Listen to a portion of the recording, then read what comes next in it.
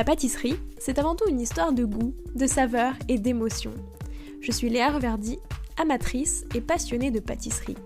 Mon défi, vous emmener avec moi à la découverte de ce qui fait vraiment un bon dessert. L'objectif ultime, trouver la recette parfaite qui fera fondre vos papilles à coup sûr. Vous êtes sur le point d'écouter un nouvel épisode de Papilles. C'est le podcast qui part à la rencontre des meilleurs chefs pâtissiers pour comprendre l'émotion et les saveurs qui les animent au quotidien lorsqu'ils créent leur dessert d'exception. Après cet épisode, à vous de laisser libre cours à votre imagination et de créer les desserts aux saveurs qui vous ressemblent, tout en vous inspirant des meilleurs. Bonne écoute! Bonjour à tous et à toutes, j'espère que vous allez bien. En sucré, avec peu d'ingrédients, on peut faire des choses un peu magiques. Pourtant pas bec sucré, Marie Dieudonné a toujours aimé faire des desserts. Le modèle de son grand-père boulanger sans doute, mais surtout l'alchimie derrière la pâtisserie. Alors quand elle a ouvert sa propre boutique, Sucré Cœur, au 12 rue Manuel à Paris, elle a voulu pousser toujours un peu plus loin cette alchimie. Comment ? En se lançant le défi de ne faire que des desserts sans gluten et d'autres complètement végétaux. Plusieurs années plus tard, elle a donné naissance à ces desserts qui, fun fact, portent tous ou presque le nom d'un de ses proches.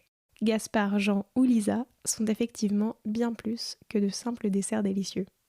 Au menu de cet épisode, d'où lui vient son envie de pâtisser alors qu'elle n'a jamais été une grande fan de sucré, l'histoire et la jeunesse de Sucré Cœur, son envie de faire sans gluten et vegan, et est-ce que cela a été compliqué à mettre en place ?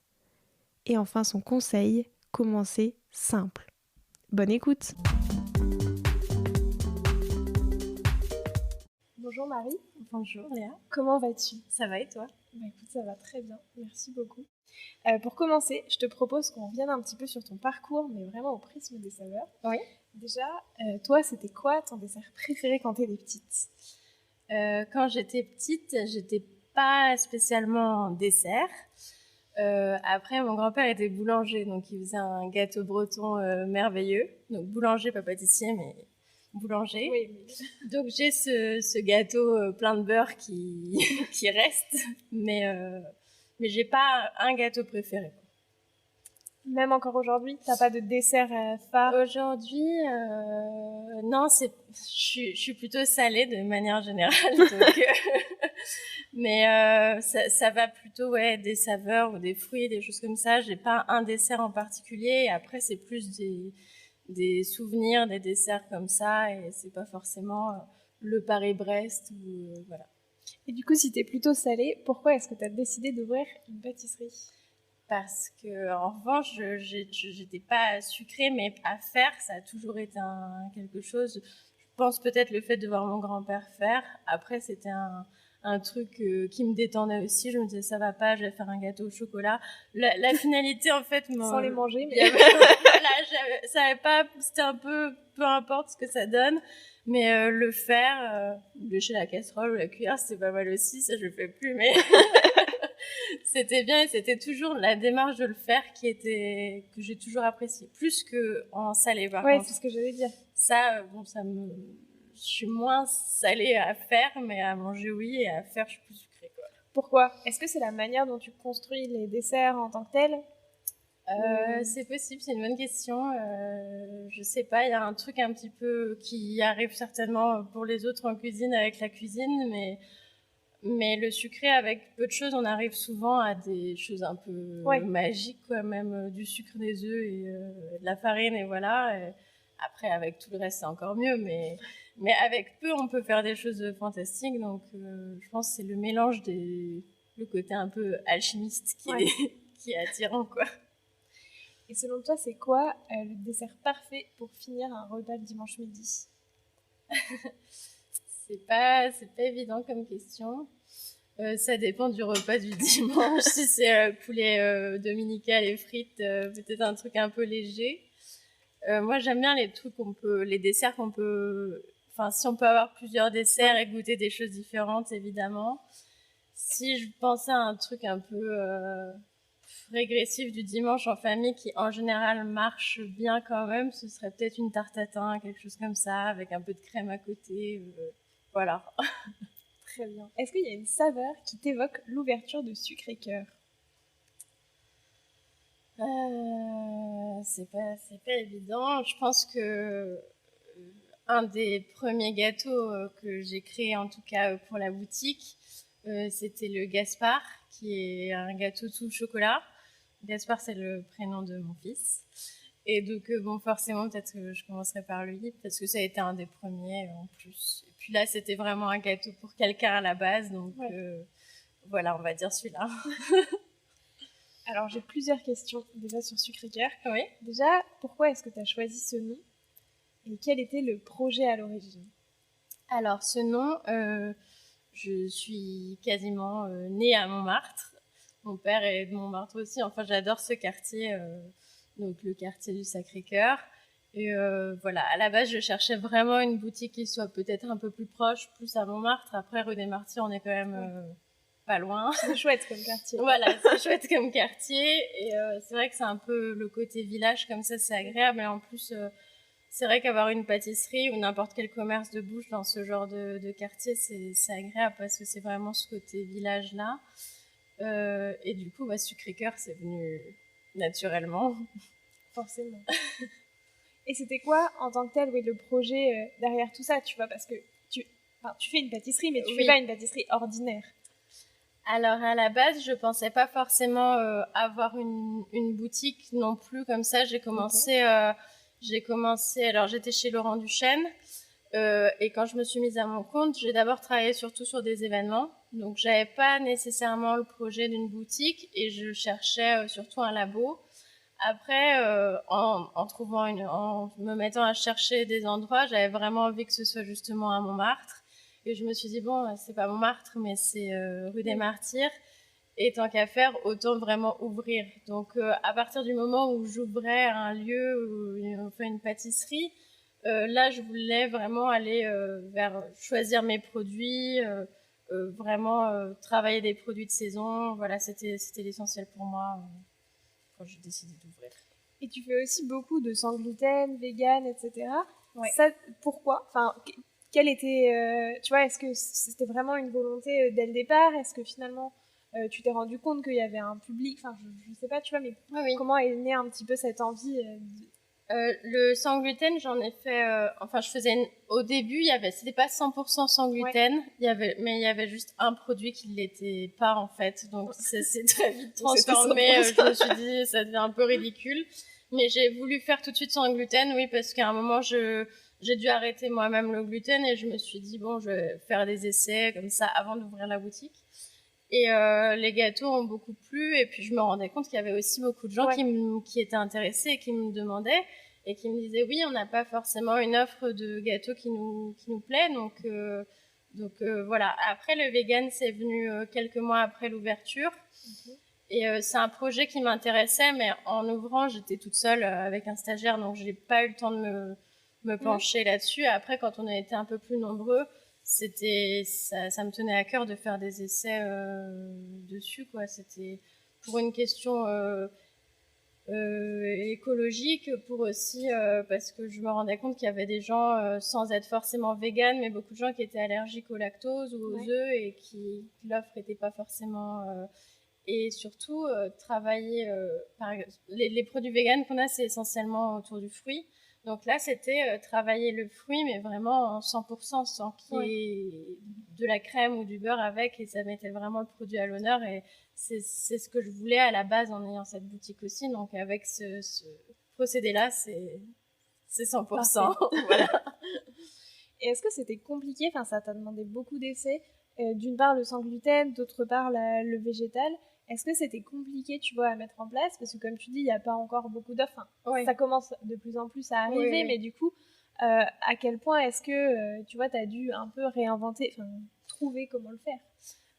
Pour le sans gluten, c'était pas trop compliqué parce qu'étant donné qu'on fait pas de viennoiserie, honnêtement, en pâtisserie, c'est facilement la farine de blé est facilement remplaçable sans que ce soit trop compliqué. On a travaillé un peu autour des sablés pour avoir quelque chose qui soit pas trop friable non plus, qui se tienne bien. C'était plutôt vraiment pour avoir un produit complètement abouti.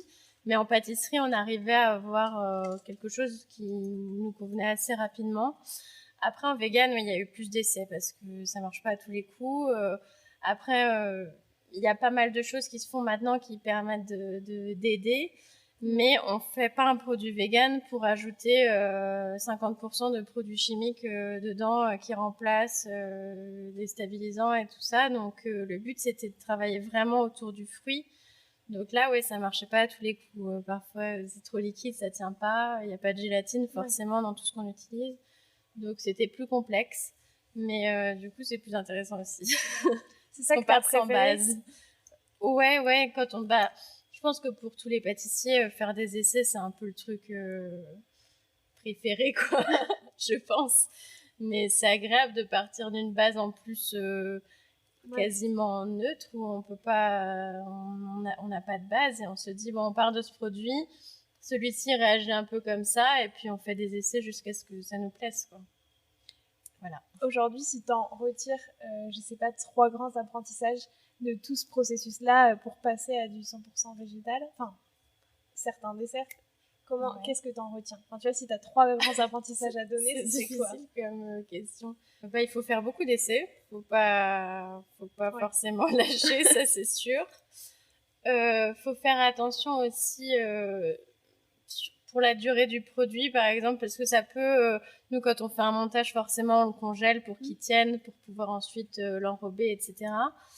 Ça peut tenir, mais ça peut s'effondrer au bout de quelques heures.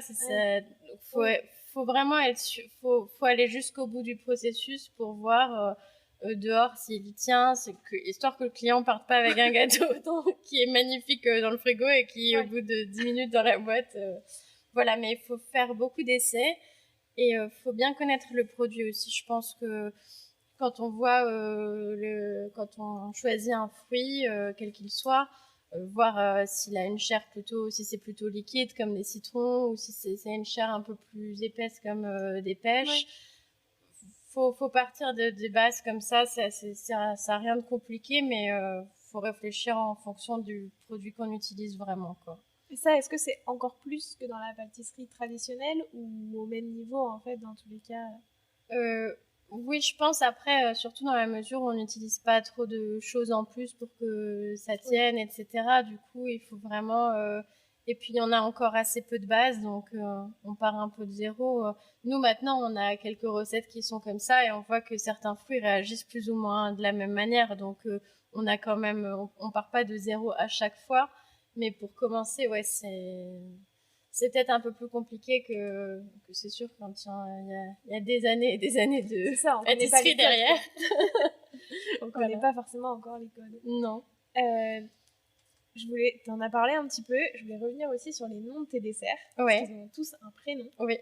D'où viennent ces prénoms? D'abord, c'est ma famille et amis. Il y en a quelques-uns qui font pas partie de la famille et des amis qu'on a accepté quand même. Et je pense à Pierre, que je ne connais pas personnellement, mais c'était le gâteau à la vanille, c'était un petit clin d'œil à Pierre, mais pour l'infiniment vanille évidemment. Mais sinon c'est des proches. Et du coup, comment ça s'est passé? Est-ce que chacun de tes proches a choisi la saveur qu'il allait avoir dans son dessert? Est-ce que c'est toi qui Non, dit... c'est moi. Toi, je te vois comme ça. Est-ce que du coup, c'est censé représenter la personne ou est-ce que c'est selon ses goûts? Au début, surtout pour les premiers, c'était ça. Par exemple, le tout chocolat, c'était pour mon fils parce que il adore le chocolat, comme beaucoup d'enfants. Après, le popcorn caramel au beurre salé, c'est mon père. Pas pour le popcorn, mais caramel au beurre salé. Donc, pour les proches, surtout les premiers gâteaux, c'était vraiment par rapport à des saveurs qu'ils affectionnaient. Ouais. Donc, c'est parti de là. Après, ça a vite dérivé avec ah mais moi j'ai pas mon nom sur le gâteau. Est-ce que voilà. Et donc maintenant c'est un peu un jeu comme ça. Il me reste quelques gâteaux à nommer. Et c'est ce que j'allais dire. Du coup, comment est-ce que ça se passe quand tu veux créer un nouveau dessert? Tu choisis une personne et tu te dis je lui crée son dessert, ou est-ce que tu crées ton dessert et après tu dis ça me fait penser plutôt à X? Non, maintenant, on est déjà bloqué un petit peu avec les saisons, donc Donc voilà, après pour les premiers c'était vraiment ça, maintenant ça l'est un peu moins, je me dis, après je vérifie quand même auprès de la personne qu'elle aime bien, parce que bon, on a tenté des trucs au poivron par exemple, ça n'a pas forcément marché avec tout le monde, mais je peux pas le nommer, si la personne déteste le poivron, je me dis ça va pas le faire quoi. Et du coup, qu'est-ce qui t'inspire aussi toutes les saveurs de tes desserts? C'est vraiment les saisons en soi. En fait, je me dis, je vois ce qui se fait à ce moment-là. C'est même plus que les saisons parce qu'au final, c'est pas tous les 3 mois qu'on a des... Oui. mais je vois les saveurs qui se font à ce moment-là. Et après, je vois ce que je peux associer avec. Et ça se fait comme ça, assez naturellement. Pour certains, j'ai une envie d'abord d'un visuel. Et après, je me dis, j'ai envie qu'il soit comme ça. Il y a ça en ce moment, on pourrait faire ça comme ça, ce serait chouette. Et puis parfois, c'est d'abord le fruit ou autre d'ailleurs. D'ailleurs, tous les combien de temps, est-ce que tu te fixes en fait des règles, des limites de tous les temps, il doit y avoir un nouveau dessert? Est-ce que ça vient comme ça? Tu vois, tu dis là, j'ai envie de créer un nouveau dessert, ou j'ai eu telle idée, du coup, je veux le faire, ou comment ça se passe? Au début, en ouvrant, c'est vrai que comme on partait vraiment de zéro, je pouvais changer vraiment régulièrement. Donc, comme j'ai souvent envie de nouvelles choses, je pouvais changer régulièrement. Maintenant, même si j'ai envie, c'est de plus en plus compliqué parce que, on t'a vu, on a une petite boutique et donc une petite vitrine aussi. Et je peux pas avoir une offre de 15 gâteaux différents. Et il y en a certains que je peux pas enlever parce que les gens me le demandent. Ou par exemple, le Paul à la noisette, celui-ci, je peux pas l'enlever parce que ce serait un drame pour certains, donc je le fais pas. Et du coup, ça restreint un peu ceux qui bougent ou bougent pas. Et donc après, il me reste cette histoire de saison. Donc certains reviennent, en plus ils sont attendus à ce moment-là. Donc j'ai un peu moins de place pour des nouveautés, mais comme j'ai tout le temps envie, s'il faut changer de temps en temps, je le fais. Oui, c'est ce que j'allais dire, parce que ça peut être peut-être presque un peu frustrant, tu vois, te dire oui. je peux plus changer, quoi. Non, je peux pas de toute façon me dire c'est bloqué, ce sera comme ça jusqu'à pour toujours. Donc non, je change quand même, mais je peux moins facilement changer qu'avant parce qu'avant je pouvais changer les 10 tout le temps et puis maintenant je vais en changer 3 de temps en temps. Voilà, j'en change un peu moins. Mais est-ce que tu profites du fait que tu aies toujours un petit peu les mêmes desserts pour retravailler ces desserts-là? Oui. Tu vois, en me disant, puisque c'est ceux-là qui sont là, oui, je veux potentiellement un peu les pimper pour... Oui, aussi, ça arrive. Justement, le Paul à la noisette, à la base, c'était un biscuit moelleux assez classique. Après, on s'est dit, tant qu'à faire, autant pousser un peu plus et faire une dacquoise noisette. Voilà, ça peut être des petits changements comme ça, juste d'un biscuit ou de modifier un peu les ganaches ou les crémeux. Donc oui, ça arrive aussi. Ouais. C'était quoi les saveurs de ta toute première création? Pas forcément pour Sucré Cœur, hein, en règle générale, si tu t'en souviens. Je sais pas si c'était la toute première, parce que la toute première, ça devait être un truc affreux peut-être à la maison. Avant même de commencer. Je fais comme tu goûtes pas, c'est pas grave.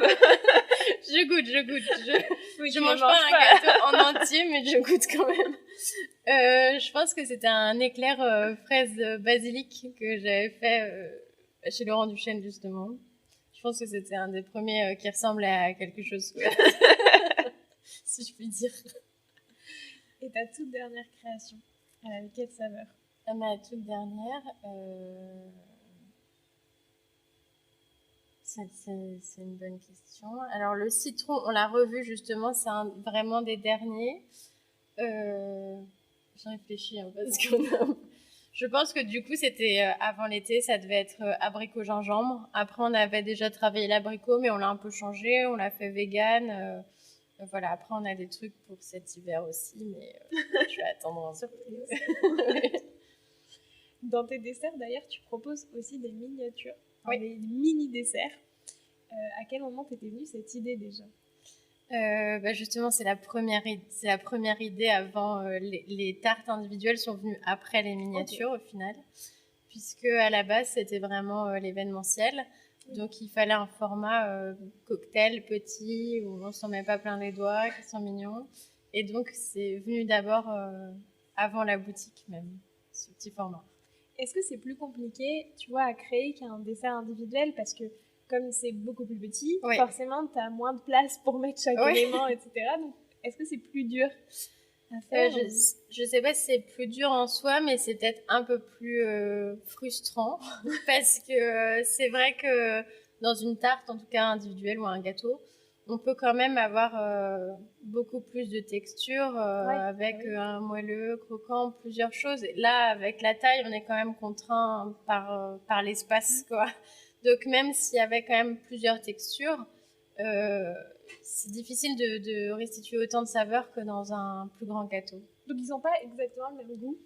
Non. Enfin, en tout cas pas les mêmes textures que les desserts plus grands. Ils vont avoir à peu près les mêmes textures dans le sens où ça va être par exemple le Jean en petit, ça va être la même ganache, mais il y aura moins de tout de toute façon.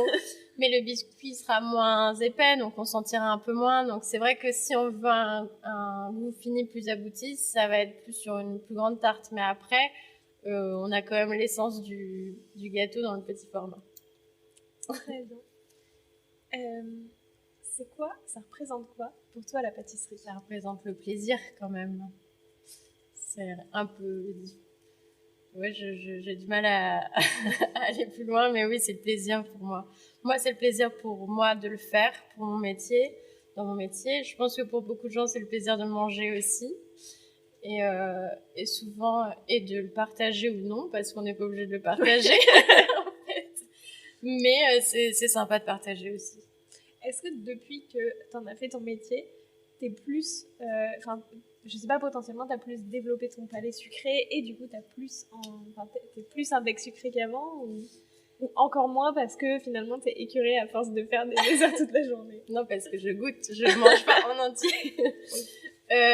Non, je pense que forcément ça se développe parce que même si on n'est pas sucré de base, il y a quand même une curiosité obligatoire, je pense, et qui fait qu'on a envie de goûter certaines choses et de nouvelles choses. Et du coup, oui, forcément, je sais pas si je suis devenue bec sucré, mais je suis devenue curieuse.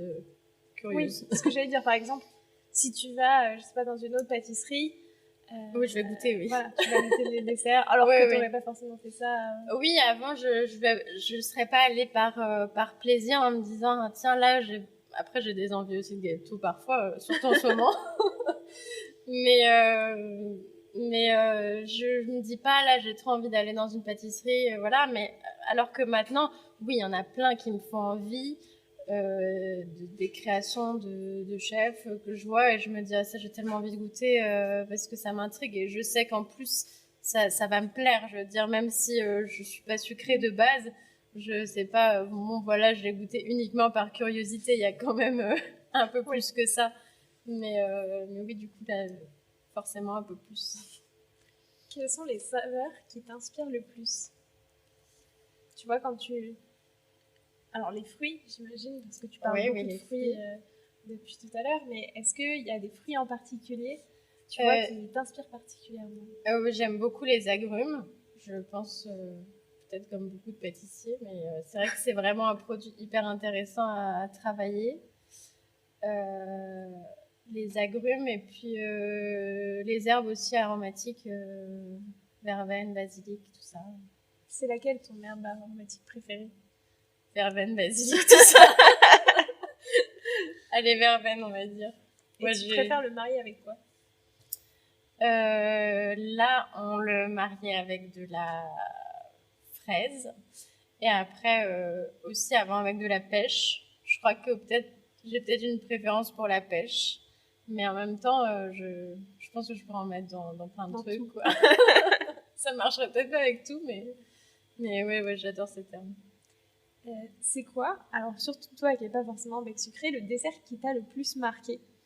pas forcément le dessert que toi t'as fait, ça peut être le dessert d'un autre pâtissier, ça peut être le tien, mais qui t'a marqué pour une raison particulière, soit parce que tu l'as dégusté à X moment, soit parce que il est lié à plein de choses. Enfin, voilà, je sais pas. Je pense qu'en fait, il y en a beaucoup. Il y en a beaucoup en soi. Après, si je réfléchis rapidement comme ça, je pense que c'est un dessert que j'ai goûté il y a très longtemps dans un restaurant.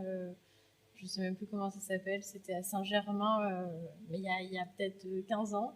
Et c'était juste des fraises avec un sorbet au persil. Okay. Bon, en plus, on allait peut-être un peu moins vers ça à ce moment-là, donc je pense que c'est pour ça que c'était encore plus percutant. Et j'étais pas du tout dans la pâtisserie à l'époque, hein. Je pense que j'avais 15 ans. Donc je choisirais celui-là peut-être parce que ça m'a vraiment marqué, parce que j'avais jamais mangé ça de ma vie, quoi. Et c'était très bon. Et est-ce que ça a joué sur la manière dont tu as commencé à créer tes desserts et tu les crées encore aujourd'hui? C'est possible, et je pense aussi que la première création acceptable, donc, qui était fraise basilic, je pense que c'est un peu venu de là aussi, en me disant on peut aller plus loin que juste la tarte citron, la tarte fraise. Voilà, il y a des associations qui sont dingues, surtout là, fraise persil. Oui, ça on le voit moins. On le voit moins, et c'était tellement bon. Voilà. C'est quoi l'ingrédient que tu adores travailler plus que les autres? À part la verveine, par exemple. À part la verveine. J'aime beaucoup la bergamote aussi. En plus, c'est là pendant peu de temps, donc côté très éphémère en plus. Bon, après, pour beaucoup de fruits, c'est le cas, mais j'adore cet agrume. J'adore. C'est quoi ta manière préférée de le travailler? Nous, on l'utilise dans un dessert qui, à la base, était le dessert de la Saint-Valentin, mais qui est resté un peu plus longtemps, finalement. Donc, on en fait une ganache avec le jus. Mais on utilise tout, en fait. Donc, on utilise les zestes, mais aussi on fait un confit avec la peau quand on n'utilise pas en zeste. Et donc, le confit, il est hyper percutant. Donc, puis, il y a cette saveur florale et en même temps acide. Donc, peut-être que c'est le confit, ouais, ce que je préfère dedans. Et avec quoi est-ce que tu le maries? On fait une ganache montée au thé au jasmin et un croustillant sésame noir avec. Et ça, par exemple, ce dessert en particulier, quelle histoire il a? Enfin, comment l'idée t'était venue pour ce dessert-là? Je pense aussi que, en plus, c'est la période à ce moment-là, la Saint-Valentin, en février, c'est la période pour les bergamotes. Ça tombait bien parce que c'était mon, je pense, fruit préféré, donc je me suis dit c'est génial. Et de toute façon, à la Saint-Valentin, j'avais pas du tout envie de faire un truc aux framboises qui n'existe pas en février. Oui. Et voilà, pour moi, c'était bien, en forme de cœur, un dessert que j'aime avec un fruit que j'adore. Donc voilà, c'est venu assez simplement. Et comment tu as choisi les associations? Donc, comment tu as choisi le thé, etc. Enfin, tu vois, et le sésame noir? Je pourrais pas dire exactement, mais je pense que c'est vrai que février ça devient un petit peu compliqué pour les fruits. Il reste encore quelques agrumes. Après, on est un peu sur pommes et poires, donc forcément, pour moi, c'était bergamote tout seul. Après, je voulais quelque chose de doux, et le jasmin, je voulais quelque chose. La bergamote, c'est déjà assez floral, donc je me voyais pas aller vers quelque chose de trop différent. Et après, je voulais pas non plus un croustillant qui soit complètement éteint par ça. Et c'est vrai que le sésame noir tout seul, c'est assez percutant. Donc, sans qu'il disparaisse derrière l'agrume, ça s'est fait un peu comme ça. Voilà. Et au contraire, c'est quoi l'ingrédient qui te donne le plus de fil à retordre? Pas forcément que tu n'aimes pas, mais qui est beaucoup plus compliqué à appréhender et pour lequel tu n'as pas forcément encore trouvé la manière parfaite de le travailler. Je dirais la tomate. On a fait des essais qui ont été plus ou moins concluants. Après, on n'a jamais pris le temps aussi de continuer, de pousser, de chercher plus que ça. Mais c'est vrai que on s'était dit ça va être génial, et puis au final on était hyper déçus par le gâteau. Donc après on avait voulu le travailler de manière végane, donc c'était aussi compliqué parce que le biscuit qu'on fait en vegan il est quand même assez marqué, et après là c'était compliqué. J'adore les tomates et j'ai été hyper déçue. Voilà. Parce que du coup tu vas continuer. Je pense que j'essaierai l'année prochaine, du coup, de me relancer dans les tomates, peut-être. Et ça, est-ce que par exemple, tu peux pas. Enfin, potentiellement, tu fonctionnes pas comme ça, mais tu vas refaire des essais là maintenant, comme c'est encore un peu la saison des tomates, et te dire j'essaie de trouver la bonne manière. Comme ça, l'année prochaine, il est prêt. Bah là, ce serait l'idéal. Mais là, en fait, avec la rentrée, on est un peu tout de suite projeté très vite en pâtisserie vers décembre et les fêtes. Et donc tu penses aux bûches de Noël. Et du coup, je suis plus dans les bûches que dans mon dessert à tomates. Mais après les bûches passées, oui, l'idéal, ce serait de s'y mettre en janvier, ce qui n'est pas du tout l'idéal pour les tomates. Oui, c'est plus compliqué. Mais peut-être qu'après, quand on sera un peu plus nombreux, je me remettrai à travailler la tomate. Oui, d'ailleurs, comment ça se passe pour créer ? Est-ce que c'est toi qui fais toutes les créations ? Est-ce que tu discutes avec ton équipe ? Comment est-ce que ça fonctionne ? Oui, je pars avec des idées que j'ai moi. Après, si quelqu'un dans l'équipe a envie de proposer quelque chose, un dessert, c'est un plaisir d'échanger justement. Voilà. Et puis, même dans un dessert que je propose, souvent on discute en se disant oui, ça irait bien avec ça, on goûte ensemble. C'est un travail d'équipe au final, quoi qu'il en soit. Merci beaucoup. Est-ce que tu aurais un conseil à me donner, à moi qui ne suis pas pâtissière, mais qui aime bien faire des desserts, tu vois, et que tu trouves qu'on ne donne pas assez ? Peut-être un conseil qui est justement en lien avec tout le fait de faire une pâtisserie, enfin pas alternative, mais tu vois, une pâtisserie qui est plus tournée vers justement le sans gluten, le végétal, qui se rapproche aussi, comme tu le disais, potentiellement un peu plus de la pâtisserie éco-responsable. Oui. Est-ce que tu aurais un conseil pour tout ça ? Je pense qu'il faut faire des choses assez simples de toute façon, parce qu'en général, si les produits sont bons, il faut goûter les produits en plus qu'on utilise. Et si vraiment ils sont bons déjà de base, je pense qu'avec des recettes très simples, sans se compliquer les choses, on peut avoir un dessert très bon sans que ce soit un format petit gâteau. Ça peut être à l'assiette, quelque chose de cuisiné. Et à l'instant, je pense qu'on peut faire des choses très bien avec des petites recettes de base, sans partir surtout dans des recettes hyper compliquées de 4 pages avec 2 jours de montage. Voilà. Comment c'est simple. Merci beaucoup pour ce conseil. Maintenant, je te propose de prêter au jeu du questionnaire de Proust des saveurs. Déjà, si toi, tu étais une saveur, tu serais laquelle ? La verveine. Qui rebondit d'ailleurs avec si tu devais créer le gâteau Marie. Il serait à quoi ? Je pense que c'est pour ça que je l'ai jamais créé, parce que je trouvais qu'il y avait un petit côté peut-être un peu mégalo en plus. Ou alors tu demandes à quelqu'un d'autre de... Mais du coup, oui, je pense que je mettrais de la verveine dedans, forcément. Et de la bergamote. J'ai jamais essayé les deux ensemble, elles se croisent pas trop en plus au niveau des saisons, mais peut-être. À la limite, une herbe aromatique. On peut la garder. C'est vrai que nous, on les garde fraîches. Donc, mais oui, on pourrait la congeler, la garder jusqu'en février et faire quelque chose, un gâteau Marie Saint-Valentin. C'est quoi la saveur que tu as hâte de retravailler, justement, avec la saison qui va arriver ? L'automne, donc. Là, on en parlait tout à l'heure et c'est les pommes avec la tatin, tout simplement. Je me dis sentir le sirop avec le sucre et le beurre caramélisé, et caraméliser les pommes au four, c'est quand même un truc... Voilà, il fait un peu trop chaud pour penser à ça, mais quand il commence à faire froid, c'est une bonne tatin, c'est... C'est donc pour ça que tu m'as parlé de la tatin pour le dessert. Oui, sûrement. Je suis en train de me préparer à la rentrée dans l'automne. C'est compliqué de se projeter quand il va faire froid, là. Oui.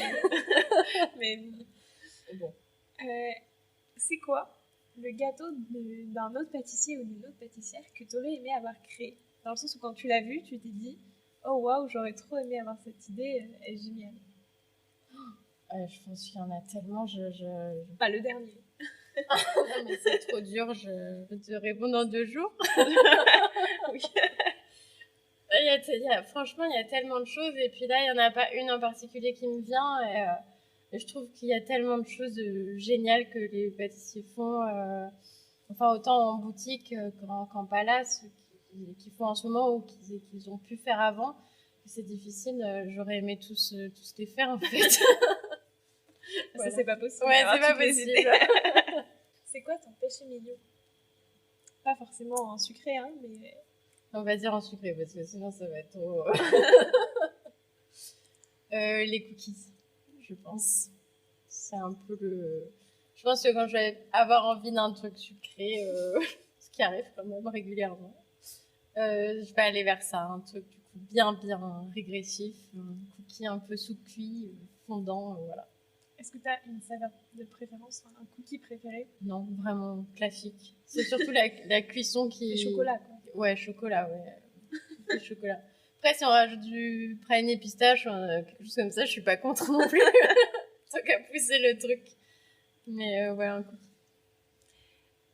C'est quoi la dernière saveur que tu as découverte et aimée? Je vais passer pour une malade avec la verveine, mais alors c'est pas la verveine, c'est des baies de verveine en fait. Et du coup, ça n'a pas du tout la même saveur en fait que la verveine. C'est peut-être un peu plus poivré. Et je connaissais pas du tout. Pour moi, on utilisait vraiment la plante, les feuilles. Et oui, on m'a fait goûter ça. Et voilà, c'était hyper intéressant. Je pense qu'en infusion, ça peut être très intéressant aussi. Ça va voilà, prochainement arriver. Ce serait peut-être la dernière. Et est-ce qu'il y a un pâtissier ou une pâtissière avec qui tu aimerais faire une collaboration, une création à 4 mains qui aurait des saveurs inattendues? Il y en a beaucoup. On va choisir une femme pour changer. Je pense que c'est la première vraiment dont j'ai été et je suis toujours fan absolue, c'est Claire Hessler. Voilà. Et que je te le souhaite. Si vous m'entendez, Claire. Je te le souhaite. Voilà. Merci. Maintenant, j'ai 5 dernières questions. T'es plutôt herbe ou épice? Herbe. Forcément. Plutôt cake ou brioche? Cake. Plutôt saveur d'été ou saveur d'automne? Saveur d'été. Ça m'aurait étonné. La tomate, la pêche. Plutôt fruits ou chocolat? Ah, en vrai, c'est compliqué. Hein. Allez, fruits. Sinon, c'est chocolat noir, mais fruits. Et enfin, plutôt Jean ou Lisa? Comment c'est mes parents? Non, mais pour les desserts. C'est vrai, en plus, j'ai même pas fait exprès parce que... faut jamais qu'ils écoutent. Non, mais le dessert en tant que tel, les alors, saveurs. Lisa, les saveurs. Mais papa, je t'aime aussi. Mais ça, en plus, je pouvais pas savoir. Tu vois, j'en ai choisi c'est vrai, mais ouais, c'est mes parents. Et ben, heureusement que c'était pas mes 2 enfants, parce que sinon, c'était compliqué. Alors, je demande à tous mes invités un défi pâtissier, que ce soit une saveur à goûter, un dessert à faire, une technique à essayer, enfin n'importe quoi. Un défi, donc pâtissier, oui, à me lancer, à lancer à tous les auditeurs et auditrices qui voudraient le refaire. Est-ce que tu aurais un petit défi à nous proposer? Ce serait peut-être un gâteau avec des baies de verveine. Où est-ce qu'on trouve ça? Je pense que ça se commande même chez J'ai de tout, ils ont tout chez eux, donc ça doit se trouver là-bas. Peut-être une ganache avec des baies de verveine, ça peut être sympa. Est-ce que tu as des conseils comme c'est un produit, enfin moi-même je connais pas, tu vois, je sais pas, de saveurs potentiellement qui vont bien avec les baies de verveine? Est-ce que c'est les mêmes saveurs que la verveine? Est-ce que ça change? C'est un peu plus poivré. Après, je pense que pour un essai comme ça, il faut l'utiliser peut-être en faisant un crémeux pour une pâte à choux, par exemple, ou quelque chose d'assez simple. Ici, c'est comme les poivres. Il faut faire très attention, je pense, à l'infusion, si c'est utilisé en infusion, à pas laisser bouillir, surtout trop longtemps, parce que ça change beaucoup les saveurs. Mais comme je l'ai pas testé, je peux pas m'avancer plus que ça. Bah, du coup, je te lance aussi le défi de faire un dessert avec de la baies de verveine. D'accord. Je viendrai tester. Ok. J'ai la pression pour la prochaine fois. Plus la tomate, j'ai compris. Exactement, mais ça, c'est l'été prochain. Oui, j'ai le temps de faire beaucoup de choses. C'est ça. Merci beaucoup, Marie, c'était super avec plaisir. passionnant. Je te laisse le mot de la fin. Est-ce qu'il y a quelque chose que tu aimerais ajouter pour clore cet épisode? Non, j'étais très contente de partager avec toi ce moment et Faites des gâteaux, mangez-en, faites-vous plaisir. Merci beaucoup à toi, c'était passionnant. Merci. J'espère que cet épisode vous a plu. Si c'est le cas, vous pouvez le noter 5 étoiles sur Spotify ou Apple Podcast. Ça m'aide beaucoup. Et puis si vous avez envie de discuter, n'hésitez pas à me rejoindre sur Instagram @LéaRVRD. Et moi je vous dis à la semaine prochaine en compagnie de Benoît Castel. Prenez soin de vous.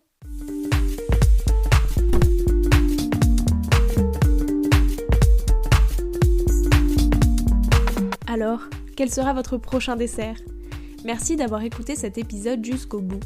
S'il vous a plu, n'hésitez pas à le partager aux gourmands qui vous entourent. Et si vous voulez soutenir Papille, 2 choses. La première, notez l'épisode 5 étoiles sur Apple Podcast et laissez un joli commentaire. La seconde, vous rendre sur papillepodcast.com, sans oublier le S de Papille, et vous abonner à la newsletter pour être prévenu de la sortie des prochains épisodes et des articles que j'écris régulièrement. À bientôt!